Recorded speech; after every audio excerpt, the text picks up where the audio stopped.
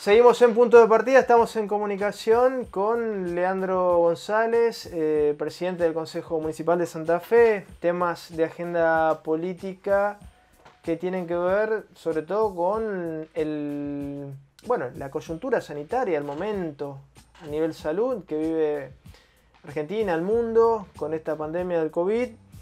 Y bueno, hay inquietudes también en el ámbito local por el tema de la vacunación. Leandro, ¿qué tal? ¿Cómo estás? ¿Qué tal, Luis? ¿Cómo te va? Muchas gracias por la invitación. Comentanos un poco qué es lo que están visualizando o qué reflexiones surgen a partir de esta situación con respecto a las vacunas.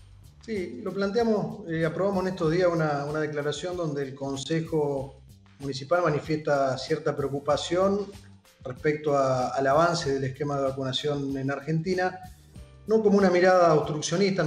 Desde nuestro espacio nunca fuimos de los denominados antivacunas, muy por el contrario. Entendíamos que había que concientizar a la gente para avanzar en el esquema de vacunación. Sí, entendemos que por ahí las estrategias del gobierno nacional fueron muy cerradas en un principio con la vacuna rusa. Creo que después no llegaron la cantidad de vacunas adecuadas de esos laboratorios, entonces había que diversificar un poco las opciones.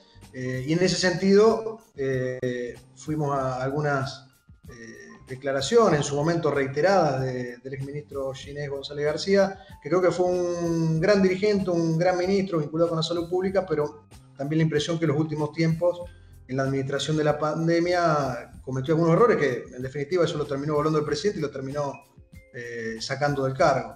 Y creo que algunas de esas situaciones se dieron con la evaluación de cuándo los argentinos, esto fue a mediados de febrero, iba a tener un alto nivel de vacunación, y se hablaba de que esto iba a ocurrir en los meses de agosto y septiembre. Con suerte, lo que se dice hoy es que en agosto y septiembre tendríamos a los sectores que son factores de riesgo vacunados. Se hablaba de la totalidad de los argentinos y argentinas. Bueno, ante esa situación creemos que los estados y el Estado Nacional particularmente debe agudizar las relaciones internacionales para que, en definitiva, la llegada de vacunas no solamente sea una buena noticia que sale en un portal o que se magnifica, sino que llega concretamente a la gente que más lo necesita. Porque si vemos que además viene la segunda ola, entendemos que mientras más rápido se vacune, por lo menos se van a bajar no solamente las ansiedades, sino también las posibilidades de que continuemos con algunos niveles de economía aceptables. No olvidemos que en Argentina estamos arriba de un 60% de pobreza en niños y niñas. Claro. Esos valores, obviamente, que al momento de tomar decisiones sobre lo sanitario también van a influir, porque un parate de la economía generaría también una situación realmente muy riesgosa, no solamente desde el punto de vista social, sino también desde el punto de vista de que cada vez son más los sectores que tienen problemas en la economía familiar. Sí. Qué complejo el escenario, Leandro, pero además fíjate lo que está pasando en Brasil, ¿no? Donde hasta el sector empresario está cuestionando a Bolsonaro porque, digamos, ha avanzado tanto la pandemia en Brasil que termina, de alguna manera, eso tarde o temprano termina afectando el sistema productivo. El equilibrio es difícil sostenerlo en una situación de estas características. Sí, bueno, diste un ejemplo, lo de Brasil, lo de Ecuador, México en algún momento también. Sí. Realmente desconocieron la existencia de la pandemia, quizá en el momento que más precaución había que tener. Y eso se paga con vida, y se paga seguramente con un sector productivo muy, muy afectado. Hoy creo que después de un año que se está cumpliendo en estos días del comienzo de la pandemia, los estados debemos agudizar el ingenio, la imaginación, para no tomar las medidas más sencillas, que es la del cierre. Yo creo que aquí sí la nación, en este momento, y al ser ordenador de la salud pública a nivel nacional, creo que en este tiempo, que todavía no han aparecido parámetros claros, por ejemplo, indicadores, que lleven a decirnos, bueno, si llegamos a esta cantidad de casos, si se da de esta u otra manera, según las zonas del país, va a haber una fase 4, una fase 3. Creo que no debemos volver a... recordemos, aquí en la ciudad de Santa Fe estuvimos cerrados 70 y pico de días sin casos. Sí. Ese tipo de situaciones son inimaginables en este tiempo que vienen. Por eso Creo que mientras más claras sean las líneas que el gobierno nacional determina en materia sanitaria, en diálogo con los gobernadores y con los intendentes, más previsibilidad y más certidumbre se le va a dar a la gente. Creo que muchas veces la incertidumbre es justamente lo que genera muchísimos de los inconvenientes que tenemos en un marco como en el que estamos. Sí, sí. Pasando a otro tema político que es importante para la provincia de Santa Fe y para los municipios y comunas, el reclamo sobre la coparticipación nacional, ese reclamo judicial que Santa Fe oportunamente ganó y que hay un dictamen, una sentencia, un fallo de la Corte Suprema de Justicia que hasta el momento no se está cumpliendo. Bueno, esto de alguna manera ha llevado distintas reflexiones en distintos actores del arco político. Ustedes particularmente desde el radicalismo, ¿cómo lo están viendo, Leandro?